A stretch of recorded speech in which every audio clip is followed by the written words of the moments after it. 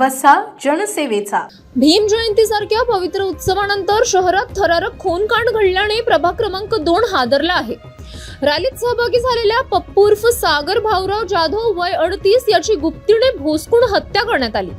ही धक्कादायक घटना रात्री सुमारे 11 वाजता बाजार लाईन मधील लालाजी आईस्क्रीम समोर घडली. मिळालेल्या माहितीनुसार रॅली संपवून घरी परतत असताना कैकाडीपुरा येथील सोनू वसंत जाधव वय 21 याने आधीच डाव साधून पप्पूवर अचानक हल्ला चढवला.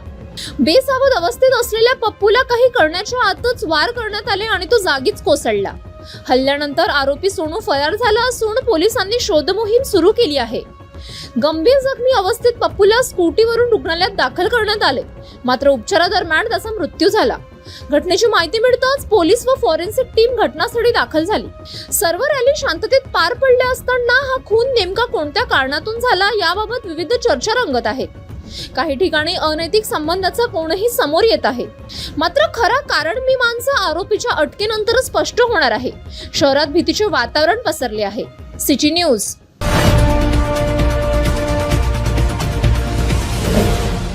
सिटी न्यूज वसा जनसेवेचा.